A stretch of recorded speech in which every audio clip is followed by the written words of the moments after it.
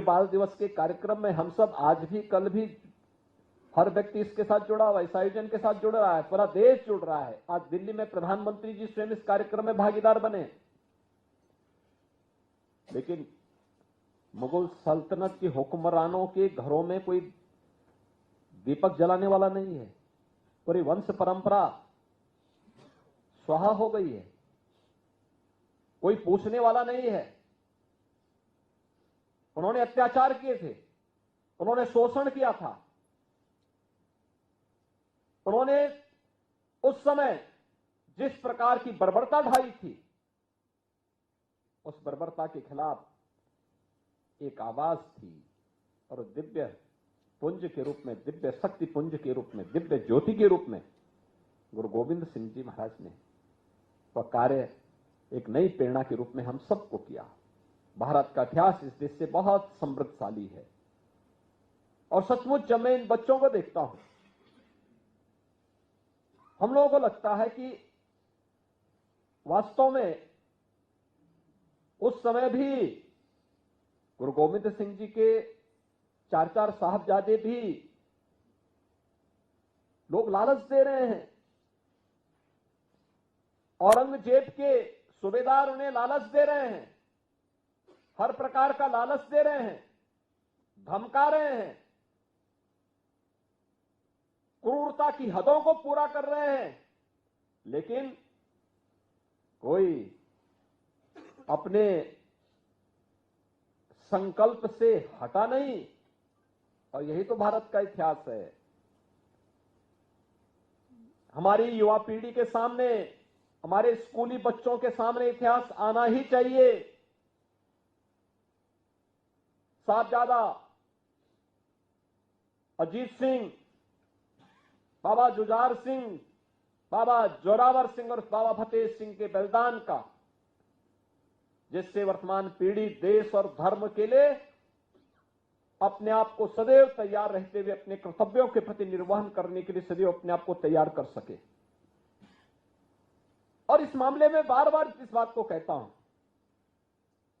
महाभारत के युद्ध में वीर अभिमन्यु की उम्र क्या थी? मात्र 16 वर्ष। लव और कुश की उम्र क्या थी? जब भगवान राम ने ताड़का का वध किया था तब भगवान राम की उम्र क्या थी? भगवान कृष्ण ने जब कंस का वध किया था तब कृष्ण की उम्र क्या थी? ध्रुव क्या उम्र थी? यानी एक लंबा इतिहास है। और वीर बाल दिवस के अवसर पर उन वीर बालकों को जो असाधारण कार्य कर रहे हैं, उन बच्चों को इस अवसर पर हमें सम्मानित करने की एक नई परंपरा को आगे बढ़ा करके वीर साहबजादों के प्रति कृतज्ञता ज्ञापित करते हुए उनका पुण्य स्मरण करना चाहिए। और हम भी चाहेंगे राज्य सरकार भी इसमें सहयोग करे, राज्य सरकार भी इसमें लगेगी। चिन्हित किया जाना चाहिए जनपद स्तर पर, कमिश्नरी स्तर पर, प्रदेश स्तर पर उन बच्चों का चयन हो, समारोह में उनका सम्मान हो, उनका अभिनंदन होना चाहिए, स्मरण कराना चाहिए। चमकौर के युद्ध में जब बाबा अजीत सिंह और बाबा जुझार सिंह शहीद हो रहे हैं, युद्ध लड़ रहे हैं, बरसात का समय है, क्या परिस्थिति रही होगी, क्या उम्र थी, लेकिन फिर भी जूझ रहे हैं देश और धर्म के लिए। मुगल सल्तनत तो एक ही बात चाहती थी कि लोग केवल एक बार केवल एक कबूल कर लें कि साहब ठीक है हम आपके अधीन हैं, आगे से कुछ नहीं करेंगे। या फिर बहुत होता है कहते हुए तुम इस्लाम स्वीकार कर लो। बहुत सारे लोग हैं जिसके पीछे जा रहे हैं, लालच में व्यक्ति क्या नहीं कर दे रहा है। लेकिन ये गुरु प्रेरणा और उस संकल्प के साथ डटे रहना, यही महानता दिलाती है, महानता यही प्रदान करती है। आज हम सब यहां पर हैं। आप सोचिए देश के प्रधानमंत्री जी भी वीर बाल दिवस के समारोह में भाग ले रहे हैं, राज्यों के मुख्यमंत्री भाग ले रहे हैं, और ये मेरा सौभाग्य है, मेरे मंत्रिमंडल और मेरे सहयोगियों का सौभाग्य है कि इस मुख्यमंत्री आवास पे गुरुबाणी का पाठ इसी बहाने इस आयोजन के माध्यम से हो जाता है। यह हमारा सौभाग्य है कि इस अवसर पर आप सबसे सामूहिक रूप से एक साथ मुलाकात हो जाती है। प्रदेश भर से आए हुए हमारे सिख बंधुओं के साथ इस कार्यक्रम के माध्यम से एक संवाद हो जाता है और उस कार्यक्रम को आगे बढ़ाने का एक अवसर हम सबको प्राप्त होता है। बहनों और भाइयों, हम सबको अपने इस इतिहास पर गौरव की अनुभूति करनी चाहिए। अपनी इस गौरवशाली परंपरा को और उन्नत करने के लिए निरंतर प्रयास करते रहने चाहिए। और मैं बार बार इस बात को कहता हूं, उन स्थलों को चिन्हित करना चाहिए जो गुरु नानक देव जी से संबंधित है। उसके लिए समाज के स्तर पर और सरकार के स्तर पर क्या कार्य होने हैं, हमारा कार्य प्रारंभ होना है। गुरु अर्जन देव जी से जुड़े हुए कोई स्थल है, गुरु तेग बहादुर जी से जुड़ा हुआ कोई स्थल है, गुरु गोविंद सिंह जी से जुड़े हुए जो स्थल हैं, इनके बारे में और फिर अन्य ऐसे महापुरुषों के बारे में देश के अंदर कभी ऐसा नहीं हुआ। महाराजा रणजीत सिंह जब शासक बने तो उन्होंने कोई भेदभाव नहीं किया।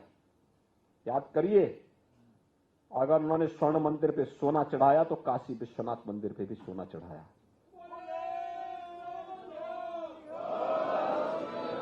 जितना सोना वहां दिया उतना ही काशी में भी दिया। यही नहीं, देश के अंदर आप कहीं भी जाइए, आपको महाराजा रणजीत सिंह जी के द्वारा प्रदत्त यह उपहार वहां देखने को मिलेगा। ये दिखाता है कि एक सांझी विरासत है, एक साथ आगे बढ़ी है। और मैं तो बार बार इस बात को कहता हूं, हर शिष्य सिख है।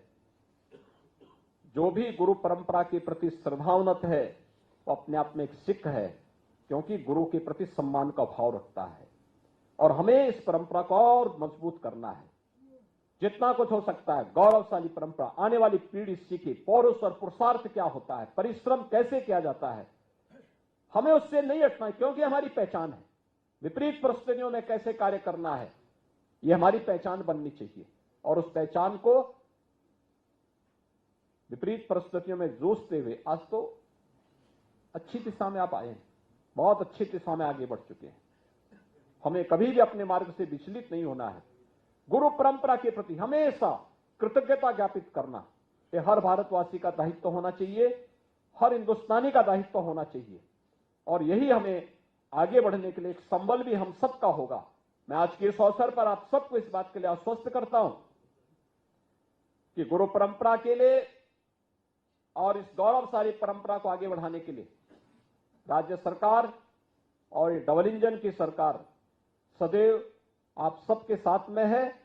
मैं एक बार फिर से आज वीर साहबजादा दिवस के अवसर पर, जिसे हम वीर बाल दिवस के रूप में आज यहां पर आयोजित कर रहे हैं, इस अवसर पर प्रदेश भर से आए हुए आप सभी प्रतिनिधियों का मैं हृदय से मुख्यमंत्री आवास पर आयोजित कार्यक्रम में अपने सभी सहयोगियों की ओर से आपका अभिनंदन करता हूं, आपका स्वागत करता हूं और विश्वास व्यक्त करता हूं कि इन 4 साहबजादों का बलिदान हम सब के लिए, पूरे प्रदेशवासियों के लिए, देशवासियों के लिए एक नई प्रेरणा होगी। हम सबको आगे बढ़ने के लिए एक नई ताकत मिलेगी। आप सबको, प्रदेशवासियों को इस दिवस की अपनी शुभकामनाएं देता हूं। हम इन वीर साहबजादों के बलिदान से प्रेरणा लेकर के सिख धर्म के प्रति और इस गुरु परंपरा के प्रति कृतज्ञता ज्ञापित करने के अपने पूर्वजों की इस परंपरा का अनुसरण कर सकेंगे, इस विश्वास के साथ आप सबके प्रति मेरी शुभकामनाएं। बोले सो निहाल, बोले सो निहाल। बहुत बहुत